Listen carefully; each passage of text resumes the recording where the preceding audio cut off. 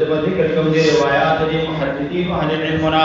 على الجهه التي فطريق باندې ذکرنا چې ما ذکر کړو على الجهه التي فطريق باندې ذکرنا چې ما ذکر کړو مثلا هغه طریقه څه شو هغه طریقه دا چې زبا یو حدیث ذکر کوم حدیث بدون د چانه د سماعنا سماع به التا ثبوت د سماع دانه او روایت براغلی 50 سره په عن سره او دلته د لقاد روات بدا یقیني او قطعي وي چې راوی د مرویانو سره ملاقات کړي دي او دا یقیني او قطعي دي او به روایت دا مرسل لاغلي روایت به مرسل نه وي بلکې مسند نه وي بلکې روایت دا مرسل لاغلي وسنذكر من روایاتهم على الجهه التي فاغه طریقې باندې ذکرنا چې موږ ذکر کړو عددن زبا ذکر کوم یو شمار مثالونه د عددن دا مفعول د سنذکرو د پاره وسنذکرو زبا ذکر کوم عددن یو شمار یستدل بها دلیل بونی ولشی په دې روایت باندې علی اکثر منها فاکثر د دې روایت باندې ان شاء الله تعالی کذ الله خوشوا فمن ذلك نو پس د دینه غرض بیان د مثال اوس یو مثال دا ذکر کړي دا یو ګور امام مسلم رحمه الله دا ذکر کوي چې دا لوی ائمه محدثین ایوب السختیانی عبد الله ابن مبارک وکی ابن نمیر یو جماعت د هشام ابن عروه او د حضرت شین روایت نقل کوي هشام د عروه د حضرت شین رضی الله عنه دا روایت نقل کوي وہ ظاهری دا سے معلومی کی چې دا سند متصل ده لیکن حقیقت کی واسطه پکې کار شوی ده ضعیف من ذلك الدين غورا ان ايوب السختياني ايوب السختياني وابن مبارك عبد الله بن مبارك وكي بن نمير وجماعه غيرهم يو جماعت ما سوالدين رواه روایت کی ده هشام ابن عروه عن ابيه بلان عروه عن عائشه رضي الله عنها كنت اطيب رسول الله درویت نقل کړه دي چې كنت اطيب رسول الله صلى الله عليه وسلم لحله ولحرمه باطيب ما اجد زوما اطيب رسول الله صلى الله عليه وسلم ما بر خوشبو لګول پیغمبر علیہ السلام نا باندې لحله په وخت حلال والی کې ولحرمه او په وخت احرام کې باطيب ما اجد او بهترین هغه چې ما به من دکړه خوشبو نو ما به نبی رسول الله ته خوشبو لګول د حل او د حرمت دواړو حالاتو کې اوس دا روایت وګوره د دې حدیث فرواد روایت بعینها ام د روایت بعینها روایت کړی دی لیث ابن سعد غیب دا روایت نقل کړی داوود عطار حمید ابن اسود وهيب ابن خالد ابو اسامه دې روایت نقل کوي چې چانه عن هشام د هشام نه نو چې هشام روایت نقل کوي نو قال اخبرني عروه بن عثمان بن عروه عن عروه هشاموي ما ته خبر را کړی دی عثمان ابن عروه د عروه نه د حضرت شیر رضی الله عنه عن النبي صلی الله علیه وسلم د پیغمبر علیه الصلاۃ والسلام نه وګوره دلته واسطه پکې را واسطه پکې هشام ابن د عثمان دی عثمان راغله په مابین د هشام او د بلار په مابین کې چې عروه دی مدینه معلومیږي چې دا مخکې روایت تیر شوی دی دا روایت مرسلو هغه روایت مرسل او دا روایت ګوره مسند دی ظاهری التمالمی داس چې هشام د عروه زوی بلار په مابین کې ملاقات یقیني زوی بلار په مابین کې ملاقات یقیني بیا د حضرت عروه او د حضرت شیر رضی الله عنها د خالده د دې په مابین کې ملاقات یقیني وي او سره دې د بل روایت ته ګوري معلومه شو چې دا مخکینی روایت چې راغله دا مرسل نو معلومیږي چې هغه مرسل راغلی دی او د دویم روایت چې راغلی دی نو دا مسند راغلی دی نو وګوره مخکې روایت نه واسطه نه معلومیږي خو دویم روایت نه واسطه معلومیږي په مابین چا کې د هشام او د عروه مابین کې چا عثمان او د دې حدیث نه معلومیږي چې طیب او خوشبوئی لګول په وخت چا کې د احرام کې خوشبوئی لګول په وخت د احرام کې دا مستحب په دې مسله کې د علماء اختلاف ډېر علما استحباب ته تللي امام مالک رحم الله احناف هغه کراهیت وي چې دا مکروه دي او امام شافعي مولانا ایمه وینا دا خوشبوئی لګول دا مستحب او موږ ورته کراهیت دا وایو. نو ظاهر روایت ګوره معلوم شو، دویم روایت نه دا معلوم شو، اولرین روایت دا مرسل ده. همدارنګه ګوره وروا روایت کې هشام عن ابي جرود عن عائشه كان النبي صلى الله عليه وسلم و پیغمبر علیہ السلام اذا اعتکف کله چې نبی علیہ السلام اعتکاف کړو یودنی الی راسه نبی علیہ السلام به ما سر مبارک قریب کو فورجله ما بد نبی علیہ السلام سر غمت کوانا حید زبدات حال کې چې زب حید او ما وزارویت راغله دي ظاهری هشام روایت خپل پلار نه ظاهری دار چې دا روایت دا سده چې دا مسند دی لقاد هشام د عروه سره ضرورت حضرت عائشہ رضی اللہ عنہا یقینی ده ولیکن بیم دا روایت چې راغله دا مرسل راغله ځکه دویم روایت نه معلومیږي چې دا مسند نه دی بلکې مرسل دی. وګوره فرواها روایت کړي دا روایت بعینها بعینهم دا روایت مالک بن انس د زهرینا د عروه عن عمرتا. وګوره په مابین د عروه او د حضرت عائشہ رضی الله عنها په مابین کې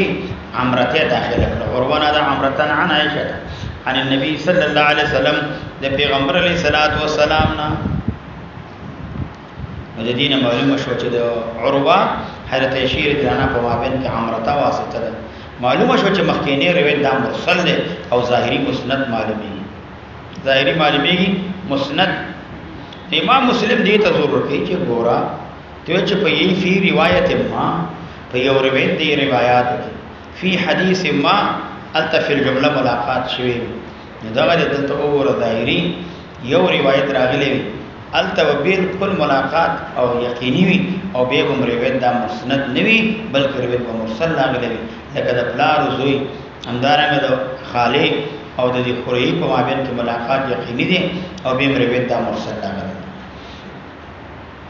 دا یو معلومی چې د پیغمبر علیه الصلاۃ والسلام شه فرمای ما به د نبی علیہ السلام سر مبارک ومنځو. یو کو معلومه شو چې اعضاء اندامونه د حیضی خدي دا پات دا مجموع علیه مسله د پدی باندې اتفاق ده. امام یوسف رحمه الله هغه چې د دې لاسونه نو دا پلیت دي. بل دا معلومه شو چې معتکف د اغه د ویختان ومنځول یا معتکف ومنځینو پروا نه دي. معتکف بغیر د شهوت نه خپل خدای ته نظر کوي نو دا جائز دي. بل دا معلومه شو چې حیضه خدای په جمعات ته داخليږي نه او نبی رسول الله په جمعات کې معلومه شو چې اعتکاف د سړی بغیر د جمعات نه نکېږي. اعتکاف د سړی دا بخامخه په جمعات کې دا بل دا معلومه شو چې ملامست د حیضه خدای چې حیضه خدای او هغه لمس کوي په دې باندې او دس دا ماتيږي نه لک ملامست باندې او دس نه ماتي. اصل کې امام شافعی رحمه الله هغه دا وایي چې ملامست باندې او دس ماتي. دې حدیث نه ظاهر معلومیږي چې ملامست باندې او دس دا نه ماتي. خو امام شافعی رحمه الله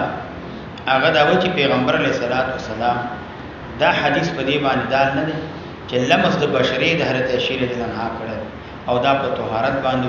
په هغه طهارت باندې نبی صلی الله علیه وسلم منځو هغه دا کړه دا نه معلومي. او دا کې دی چې نبی صلی الله علیه وسلم په دې وخت او دس نو او دست نبی صلی الله علیه وسلم هغه دا او دلته او بل کته چې دلته لمس راغلی دی.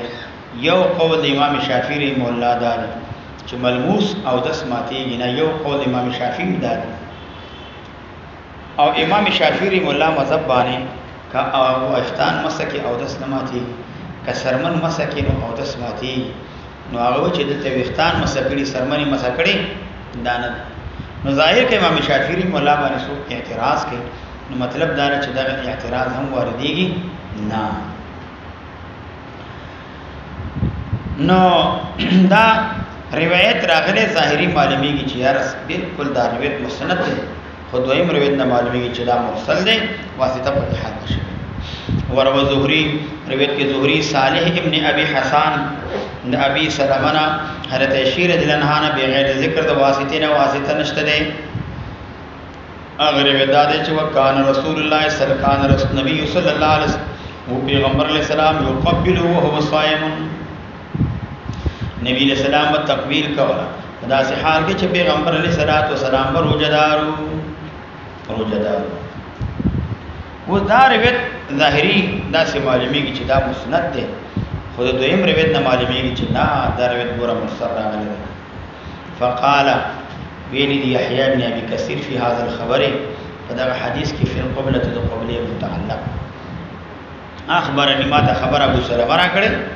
هغه دا وی چې عمر بن عبد العزيز اخبره خبر ورکړ ابو سلمہ ته ان عروه اخبره خبر ورکړ عمر بن عبد العزيز ته ان عائشه اخبرته حضرت عائشہ رضی خبر ورکړ دی عروه ته ان النبي صلی الله علیه وسلم چې پیغمبر اسلام کان قبلها وهو صائم چې تقبیل نبی علیہ السلام وکړه او په داسې حال کې چې دا نبی علیہ السلام دا روزه نو مخکینه دې روایت نه معلومیږي چې دلته دوه واسطې په مابین ابي سلمہ او حضرت عائشہ رضی الله عنها کې دوه واسطې ذکر یو واسطه هغه چې راغلی دا هغه د عروه راغلی دویمه واسطه چې راغلی دا هغه د عمر بن عبد العزيز راغلی یو واسطه د عروه ده او دویمه واسطه هغه د عمر ابن عبد العزيز دا دوه واسطې دا پکې راغلي په مابین ابي سلمہ او د حضرت عائشہ رضی الله عنها د دې دوه په مابین دلته د ظهوري چې روایت کې د صالح ابن ابي حسان نو د دې روایت کې او صحیح دا ده چې دا صالح ابن ابي حسان او امام نسائی رحمه الله دا روایت ذکر کړی دی د ابن ابي ذئب د صالح ابن ابي حسان د ابي سلمہ او امام ترمذی رحمه الله دا ذکر کوي د امام بخاری نه چې صالح ابن ابي حسان دا څنګه دی او نورم د دې توصیل کړی دی بعد خلکو هغه ته اشتباه پرې وته دا هغه دا وایي چې دا راوی د صالح ابن حسان دی صالح ابن حسان هغه ابي الحارث بصري مدني دی دته انصاری ویل کیږي او دا دواړه د ابي سلمہ بن عبد الرحمن روایت کوي دا صالح ابن ابي حسان روایت کوي صالح ابن حسان دواړه روایت کوي لیکن دا صالح ابن حسان چې راغله دا ضعیف راوي دی د دې په اتفاق د دې په زوبان اتفاق په دې کې چې د دې اقوال کې څومره راغلي دا ضعیف دي خطیب بغدادي رحمه الله هغه دوی چې څوک اصحاب د جرح او تعدیل د صالح ابن حسان پر روایت باندې هغه پرخه ده عمل پرخه ده صالح ابن حسان پر روایت باندې هغه احتجاج نه کوي ترک احتجاج کوي او دا صالح ابن ابي حسان دا سقراوی دی یو جماعت علماء د دې توصیف کړي دي نه یو صالح ابن حسان دی بل صالح ابن ابي حسان دی نو ځکه دلته صالح ابن ابي حسان ته نه مراد دی لکه امام نسائی ذکر کړی دی معنا دا چې دلته اشتباه بعد خلق کړي ده د صالح ابن ابي حسان او د صالح ابن حسان په مابین کې فراوی چې دلته امام مسلم ذکر کړی دی دا صالح ابن ابي حسان دی بعد نسخو کې صالح ابن کیسان هم راغلی نه دا صالح ابن ابي حسان د قراوی اوس په دې سند کې چې یحیی ابن کثیر به کوم روایت ذکر کوي دوه واسطې راوړي یو عمر ابن عبد العزيز او بل واسطه چې راوړي هغه عروه راوړي په دې روایت کې یو باریکی دار چې سلور تابعین دي بعد او د بعد روایت یحیی ابن کثیر تابعی دی عروه تابعی دی ابو سلمہ تابعی دی او عمر ابن عبد العزيز نو دا هم تابعی دی دویم باریکی په دې سند کې دادا چې دا روایت الاکابر عن الاصاغر روایت د اکابر د اصاغر ابي سلمہ د کبار تابعین عمر بن عبد العزيز د اصاغر نه سنن و طبقتن اگر که د کبار تابعین نه په اعتبار د علم سره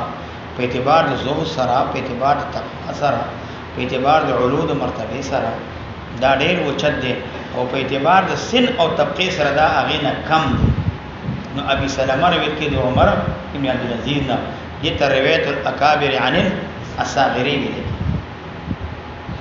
د دې ابي سلمہ نوم دا عبد الله ابن عبد الرحمن ابن عوف دی او سو نومي اسماعیل عمر ابن علي و چې نومي معلوم نه ده امام احمد ابن حنبل وای چې دا کونیه چې راغله دا په خپل نوم دا کونیه نوم ابو سلمہ دا یو د فقهاو سبعونه او دا لوی تابعین دي ته اجل التابعین دا ویل او دا یحیی نبی کثیر خپل دا تابعی ابو نصر کنیه ده انس رضی الله عنه سره ملاقات شوه صاحب ابن یزید نے احادیث اوریدلې دي خدا خپل جلیل القدر تابعی یحیی ابن ابي کثیر د یحیی بلار د دینم نشی سیار یا دینار د دینم راغله نو نسیت سیار دا د دینم داراغله نو امام مسلم یو ګورا مخکې اساس معلومیږي چې دا یې ملاقات دروي مریانو کې یقیني دي په دې سند چې وګورئ د مرسل معلومیږي وامدارنګ روایت کړ ابن عینہ وغيري ما سوا د ابن عینہ د عمرو بن دینار عن جابر رضی الله عنه بغیر د واسطه نه راغله قال جابر اطعمنا رسول الله صلی الله علیه وسلم اجازت د خوراک را کوم ته پیغمبر علیه السلام لحوم الخير وخلاسنو ونهانا من يمنن عن لحوم الحمر الاهليه دا وخذ قرني خرونا ودا مخرج دا وګورا ظاهری معلومی چې دا روایت مسند ده خو دیم روایت نه معلومی دا مرسل نه فرواه روایت کړي حماد بن زید د چانه عمرو بن دینار عن محمد بن علي د محمد بن علي نه محمد بن علي په مابین د عمرو او د جابر کې داخل شوی دی محمد بن علي دا راغلی په مابین د عمرو او د جابر کې رضی الله تعالی عنہ دې کې محمد بن علي واسطه راغلی عن النبي صلی الله علیه وسلم د پیغمبر علیه الصلاۃ والسلام نا دا روایت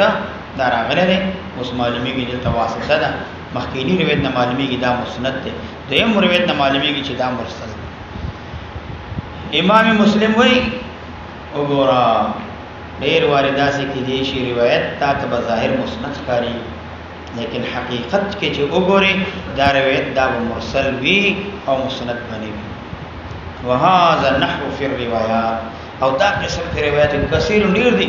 یکثر تعداد ډیریږي تعداد د دې نحوی وفيما ذكرنا منها اغه چې موږ ذکر د روایتونو کفایت په دې کې پورواله دي ذویل فهم خاوندان د پوهې ده دا یو څو مثالونه ما درته ذکر چې څوک ذویل فهم هغه په دې باندې فإذا كانت العلة عند من وصفنا قوله من قبل في فساد الحديث والتولين نو اوس امام مسلم رحمه الله وي فإذا كانت العلة كل شو علة معتبرة عند من فنذا غچابان وصفنا قوله ما بیان د قول هغه من قبل مخکې په فساد د حدیث کې وتوهینه په ذوب د حدیث کې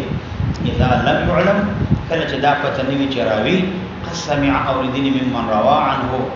شيئا یو شی نو لمکان الارسال فيه د امکان د ارسال شته پچا کې په روایت کې نو لازمه دا جزاء فاذا كانت العله کله چې علت معتبره پرې د هغه چا باندې چې ما ذکر وکړو چې دغه علت دی چې کله معلوم نه وي چې راوي د مرویانو سره ملاقات کړي یا سما ثابت ده نو لازم ترک الاحتجاج لازميږي پر خودل د حجت فی قیاد قوله په مقتضا د قول د من باندې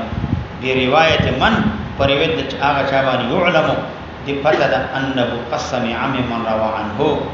پتا کی سرا دی اوریدل د هغه چانه چې چانه روایت نقل کړي چې هغه مروي عنه لمکان الارسال دا د توحید او د تضعیف علت او مکان دا مصدر بيبيني او کې دي چې دا لام په زید لام تاکید راغلی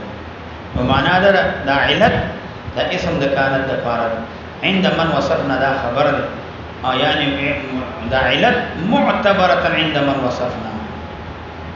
نو دا به د کانت د فارغ خبر شي او دې کې مکان الارسال راغلی بعض نسخو کې امکان الارسال راغلی دی نو په دې صورت کې بدا د کانت د فارغ خبر شي قد سمع مما روى عنه شيئا امكان الارسال دوجد امكان الارسال نفيه في روایت کې نو لازمي کی ترد احتجاج في قياد قوله ومقتضى قول دیوان بروايه من روایت هغه چا باندې علم انه قص عن مما رواه نو باید دا چې امکان د ارسال وي دا سی روایت دا قابل د حجت نشي او سره د دین دا کم روایت چې ما ذکر کړ دا قابل د حجت دی الا في نفس الخبر الذي فيه ذكر السماع لما بينا من قبل عين الائمه الذين نقلوا الاخبار مگر دا روایت دا به حجت نوي دا به دلیل نوي الا في نفس الخبر الذي دا الا دا په معنا د سوا سره معنا دا صرف نه صرف حجت نیول په داسې حدیث باندې صحیح نه دی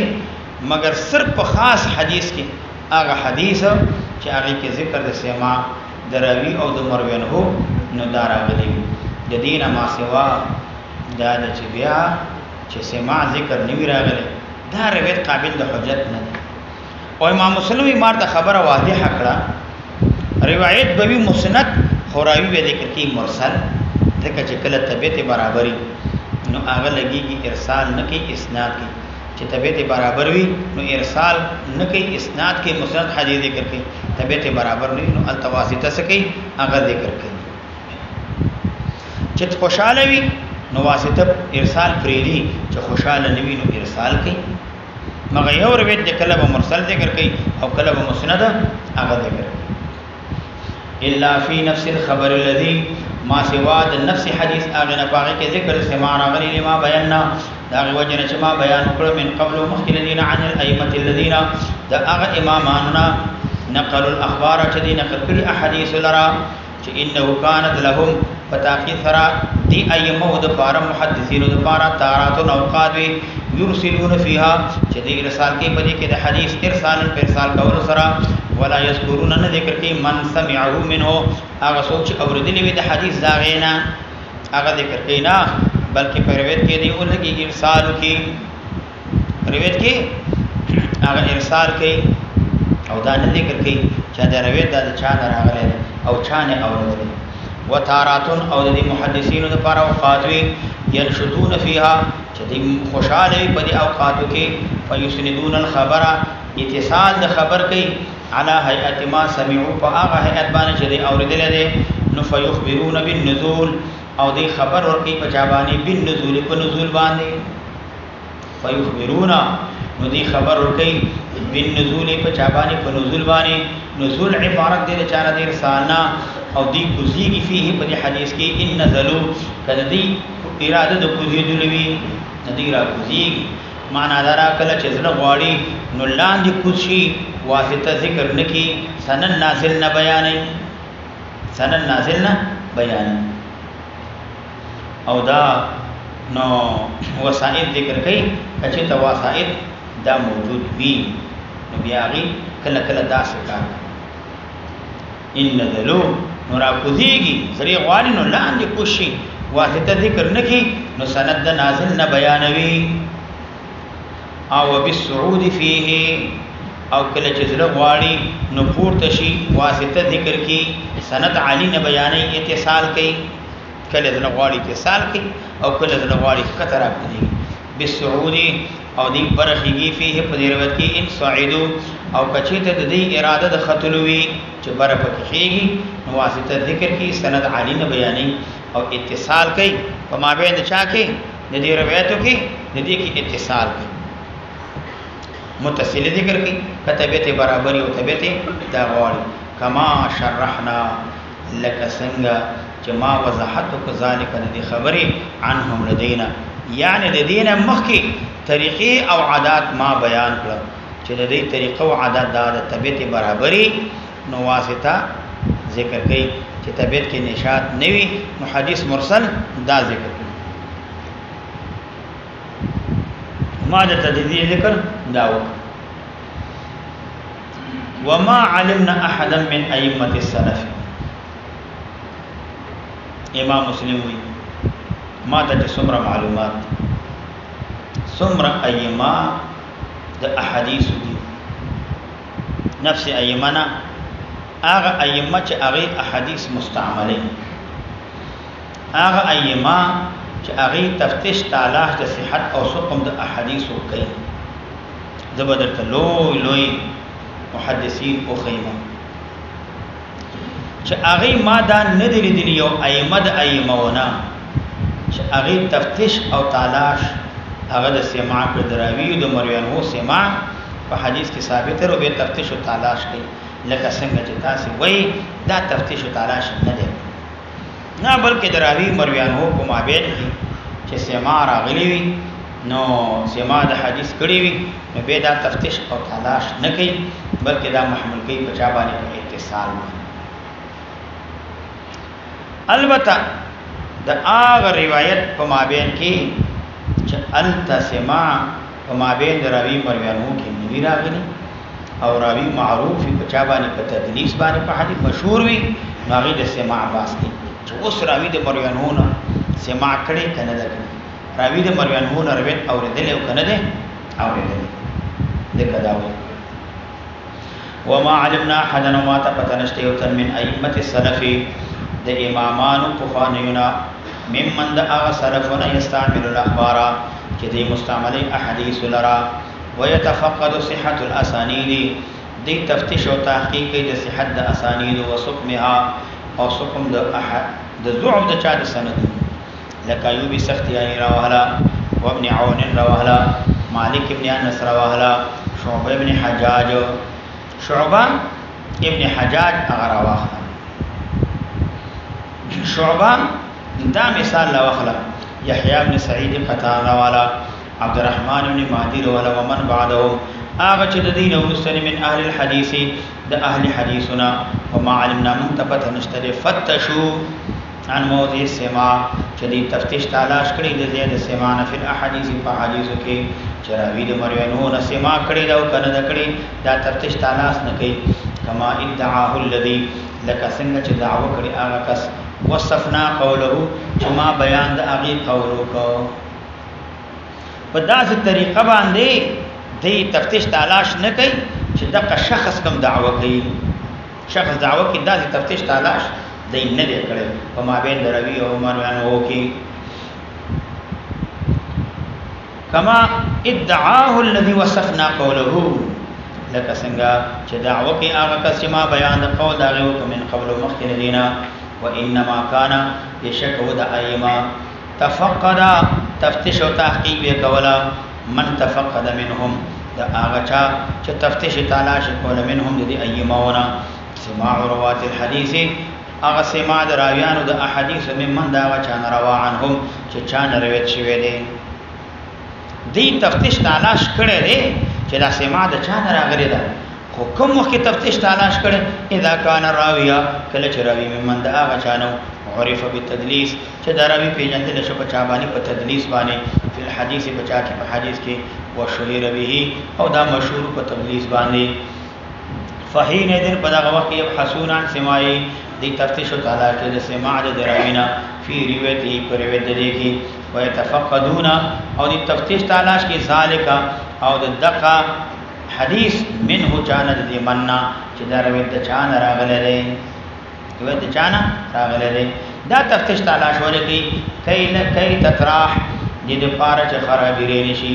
کای تطراح عنهم دې د پاره چې خرابې نشي عنهم دینا علت التدلیس علت التدلیس یا کای تطراح دې د پاره چې زائل شي عنهم دینا علت التدلیس علت التدلیس دا تفتیش تلاش ذکر چې علت التدلیس دا ختم شي کراوی هغه مدلس راوی وي نو به دې تفتیش تلاش کوي او کراوی مدلس نه وي نو دې په مابین راوی مروانو کې تفتیش تلاش دا کوي تدلیس دا اصل کې دا دل سنت ده درس په معنا د دجل او قریب سره راځي دا معنا لغوي اصل کې درس ویل کی دې ته چې بای هغه یو شیخ ارسی مبيعه په مبيعه کې عیب وي د مبيعه عیب پټ کی دي ته درس ویل کی دې دوکه وکړه دې پرې وکړه دوکه وکړه او دې پرې ورکړه هغه عیب چې کوم د مبيعینو هغه پټ نو دا د درسون نه یا د دلسون نه دلس په معنا د تاریکی سره راځي او په اصطلاح د محدثینو کې تدلیس ته وایي چې راوی هغه د خپل شیخ نوم هغه ذکر نه کوي او د خپل صاحب لقاء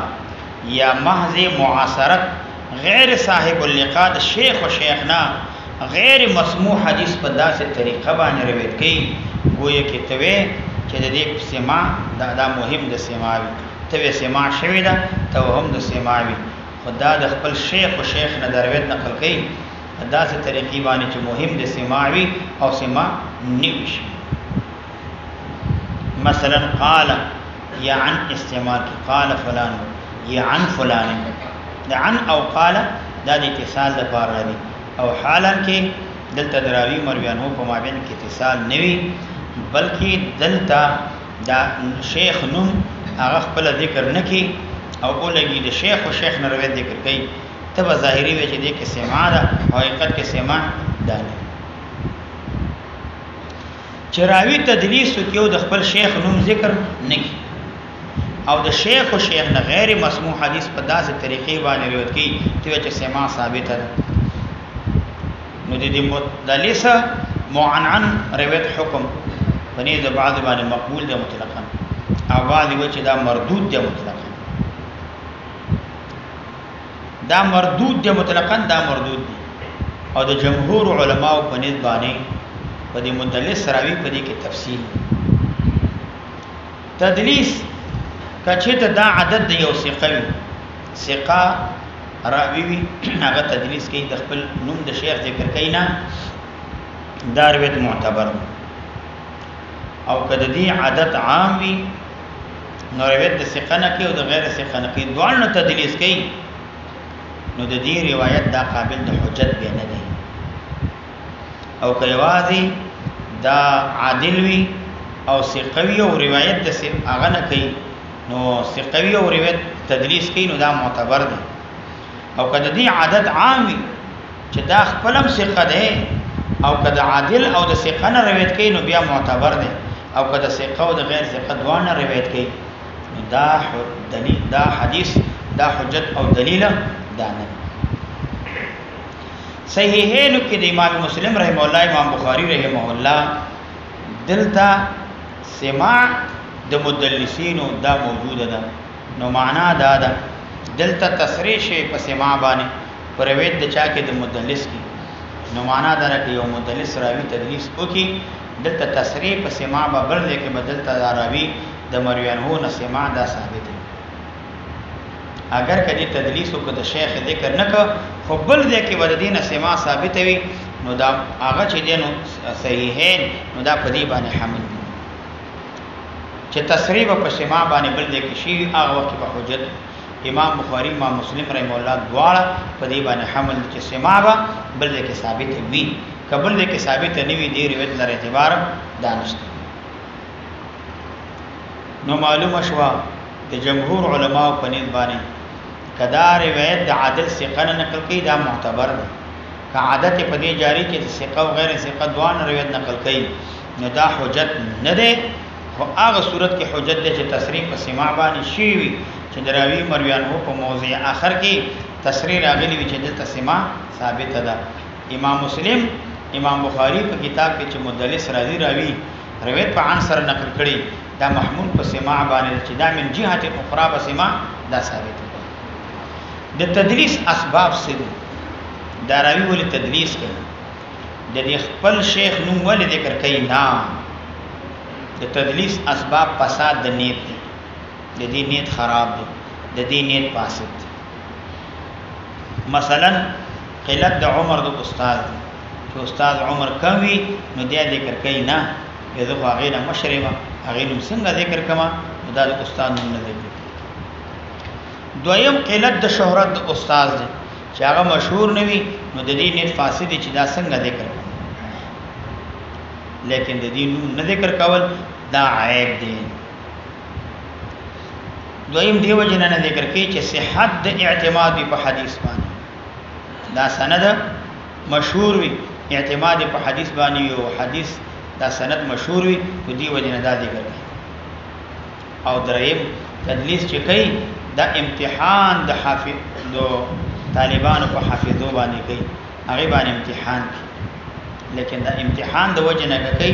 دا موزر نه دی چې د طالبانو د حافظو امتحان کوي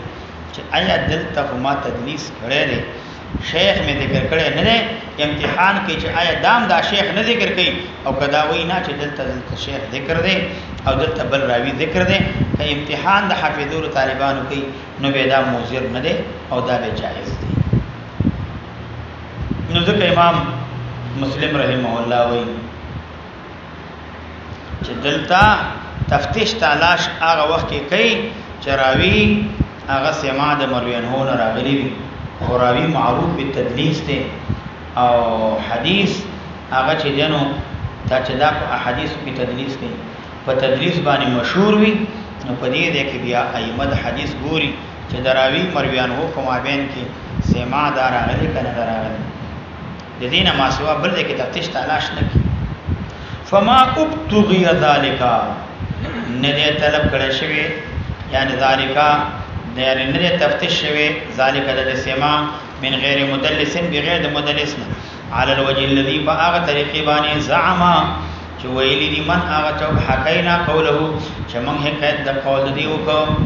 فما سمعنا ذالک نو موږ نه دی اوریدل دا تفتیش عن احد دی او تن ممن دا هغه چانه سمینا چې ما د اغه نمونه واغستلو ما چې تا ته کوم نمونه واغستل لکه ایوب راوخلا ابن عون راوهلا یا مې دا غي نمونه نه ذکر کړي دی کې یو امام نه دی ویلي چې راوی د حدیث قوی غیر مدلس وي او دارت په عنصر راغلی وي او به هم موږ تحقیق کو چې دا سماع راکلی نه راغلی دلته سماع ته ضرورت نشته دی دا تحقیق د سره چانه دی کړي نه چې راوی قوی او غیر مدلس وي تدلیس نه کوي روایت په عنصر نقل کړي دلته تفتیش او تلاش ته ضرورت نشته دی البته کراوی مدلس وي هغه تدلیس کوي او په تدلیس باندې مشهور وي نو البته به دې تفتیش او تلاش کې چې سماع په مابین راوی مرویان هو کې ثابت ده او که ثابت ده او که ثابت نه ده البته دې تفتیش تلاش کوي دغه داوي فما ابتغي ذلك او ند تفتیش تلاش نه شوی ذلك د سماع د غیر مدلس نه علی الوجه الذي باغ طریقې باندې زعم چې ویل دي من حقنا قول هغه چې ما د تا قصه بیان کړو وینا قول داغي فما سمعنا ذلك ما نه دي اوریدل دا تفتیش عن احد دی او تن من د هغه چانه سمینا چې ما نمونه واغسر ولم نو سمیا منونه نه اغستی من الائمه دایمونا لك عبد الله بن يزيد انصاري رواخلا ودانو می د تنیا بس دا په امامانو کې داخل فمن ذلك د غیر مدلسیننا هغه داده چې عبد الله بن يزيد انصاري قد راى النبي صلى الله عليه وسلم صحابي صغير سن پیغمبر اسلام لیدل او قد روا روایت کړی دی د حذیفه د ابي مسعود انصارینا وعن كل واحد منهما د هر یو د حذیفه د ابي مسعود انصارینا دینه کړی حدیثا دا حدیثا دا مفعول د روا د پاره دی روا قد روا روایت کړی حدیثا یسنده الى النبي صلی الله علیه وسلم دا حدیث مسند کړي مرفوع کړي پیغمبر علیه الصلاۃ والسلام ته حدیث مرفوع دا ذکر کړي مسند کړي پیغمبر علیه الصلاۃ والسلام لیکن حدیث مسند دی و د دې روایت د ابي مسعود او د حذیفه نه دا روایت دا نقل کړي عبد الله بن یزید انصاری لیکن په دې چې تر روایت کې موږ ثابت نه ده چې عبد الله بن یزید او حذیفه په محسوس سره په یو حدیث کې چې ته ملاقات کړي او نو چې ته په روایت کې دا موجوده ده چې دا روایت دی مشافهتن تنه اوریدلې او نم دا اوریدلې چې دا احادیث نقل کوي چې په دې احادیثو کې چې چا طعن ویلې وي چې کوم عبد الله بن یزید نقل کړي چې چا حذیفه او د ابي مسعود بلکې څومره علما راغلي ائمه د حدیث او څومره خلک هغه د احادیث په صحیح وایي د سند او په ضعف د سنت کې خبرې کوي هغه د حدیث نقل کوي خدای چې تنه راغلي چې دلته د عبد الله بن یزید انصاری د دې سماع د ابو مسعود او د ابي حذیفه نه دا سماع شوی کنه دا شوی د روایت دا سماع ثابته ده کنه دا تفتیش چاله چانه ده او نه د حدیث ته چا ضعیف ویلی نو معلومه شو دا چې زمانه یو وی معاصرت وی امکان د لقاوی دلته د حدیث تا به حمل کول شي په سماع باندې او تفتیش تعالی چا د دین نه دی او ګور حدیثا روایت د حدیث کې یسنده د حدیث مرفوع کړي له نبی صلی الله علیه وسلم وزلیس فی روایته او نشتره پر روایت چا کې د عبد الله ابن یزید کې عنهما د حذیفه د مسعودنا ذکر السماع ذکر د سماع منهما د حذیفه د مسعودنا ولا حفظنا فی شیء او نمنګا یاد کړي دې په یو شي کې د روایتونه چې ان عبد الله ابن زید چې عبد الله ابن زید شافه حذیفه چې د مخامخ شوی د حذیفه سره او د ابي مسعود سره په حدیث په یو حدیث کې قط هرگز ولا وجدنا او نمنګ من کړي دي ذکر روایته ذکر د روایت د عبد الله ابن یزید ایاهما د حذیفه د ابي مسعود لرفي روایتن په یو روایت کې بعینها معلوم روایت کې ولم نسمع او منګ نه دي اوریدلی من احد یو تند اهل علمنا حالان کې روایت په عن سره نقل کړي دي سمعتو یا حدثني سره نقل کړي نه دي او روایت په عن نقل کړي سمعتو حدثني ویلي نه ده ولم نسمع موږ نه دی اورېدلی احد یو تند اهل علمنا ممن د هغه چانه مزا چې مخکې تیر شي ولا ممن د هغه چانه ادرکنا چې موږ مې د هغه زمانہ انه تعنا شاندار چې تعن ولي في هذين الخبرين فدقت احاديث کې اللذين هغه دو احاديث رواهما چې روایت کړي د دې دواړه احاديثو عبد الله ابن يزيد غیر و ذکر کړي دي عن حذیفه حذیفنا و ابي مسعود د ابي مسعودنا او مغنی دي یو تن لرا چې دې طعن ویلي بضعف فضعف سره فيهما د دواړه حدیثین تضعیف کړي وي د دواړه حدیثین نو طعن في هذا الخبرين شدید طعن پر دو حدیثین کې بضعف چې په تضعیف کړي وي یعنی په ضعیف کول سره فيهما پر دواړه خبرینو کې بل هما بلکې دا دواړه احادیث وما اشبههما او هغه چې دي دواړه سره مشابه دي عندمن بل دا هغه چا باندې لا قینا چې موږ ورسره مخامخ من اهل العلم د اهل علمنا چې هغه اهل علم هغه په حدیث دي من صحاح الاسانید د صحیح سندوننا او قویها د قوی سندوننا نو يرونا نو دی عقیده لري استعمال ما نقل فيها يرونا دی ویني استعمال ما نقل استعمال د هغه چې نقل شوی دی بها تذکر ویتو باندې ول احتجاج او دلیل نیول بما اتت فاغه باندې چراته کړه دی راوي ول احتجاج نو امدارنګا د سندونو نه چې کوم احادیث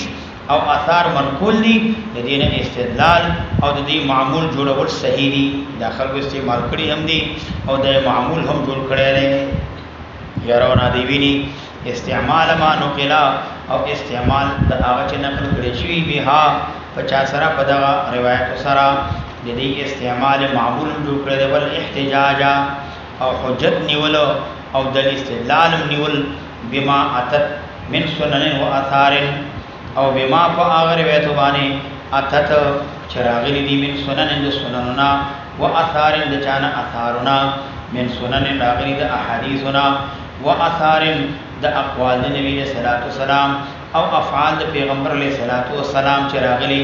خلق باندې حجت ابنسی او امدارنګ خلد دین استدلال کوي او د دې معمول جوړ کړي دی د استعمالي هم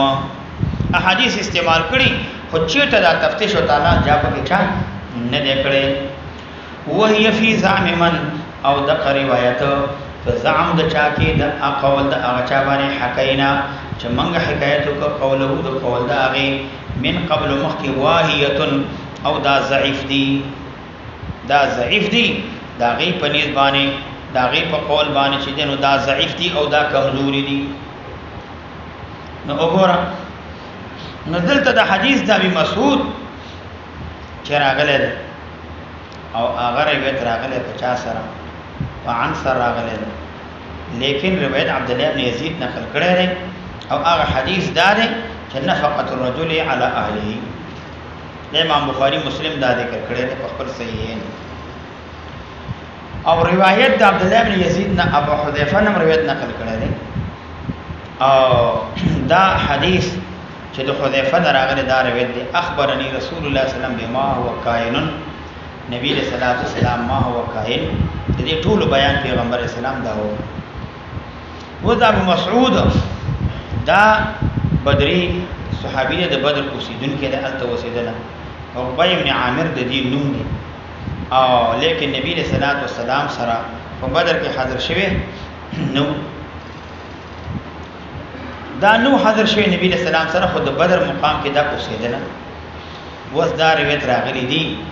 روایت نقل شوی دی او لیکن دا دواړو احادیث باندې خلق عمل کړي استعمال کړي حجتم به باندې نشي ولیکن دغه احادیث فی زعم من بقول دا غچا حکینا قول من قول آیه دا احادیث دا ضعیف دي دا کمزوري او مهمله دا قابل قبول ندي ناقابل قبول دي مهمل حتى يعني دا قبل ولي نشي حتى تدریب پوری یصيب سماع راوی نو تدریج رسیدلو شي دیتا چې ثابت شي رسیدلو شي سماع راوی عمن روا د چا روایت کړي نو چې دا روایت دا د چا راغله چې دا ثابت نشي نو د دې پنځ باندې دا روایت دا قابل د قبول ندي او حالان کې دا روایت راغلي دي صحیحین کې راغلي او دلته دراوی مرویانو په مابین کې سماع چا د تفتیش تلاش نه لري امام مسلم ولو ذهبنا کذ شروع شما نعدد الاخبار صحاحا چې شمار ما احاديث صحیح عند اهل العلم ممن دا هغه چانه يهنو چې هغه ضعیف بدعم هذا القائل حکمان دې قائل کی ونحصيها او ذي شمار کوما او احاطتكم په دیوانه لحجزنا من بعجز عن تقصي ذکرها او امدارنګه اخر ته رسول ذکر دینه و احصائها كلها او شمار دې ټولونه ولكن احببنا لیکن زما دا خو خدانن تسم منها چې ذکر کوم د دین عددا یو شمار یكون سمتا دا به علامه شي لما اغربت لرا سکتنا عنه چې زته نه چشي یو څو مدد ذکر کوم مشنمون خروار خطور روایت ذکر کوم نه یو څو روایت به اغربتونه ذکر کوم منها بعض روایتونه اگر دادي چې امام مسلم د دینه بعد مثالونه څه کوي نو هغه ذکر کوي اللهم صل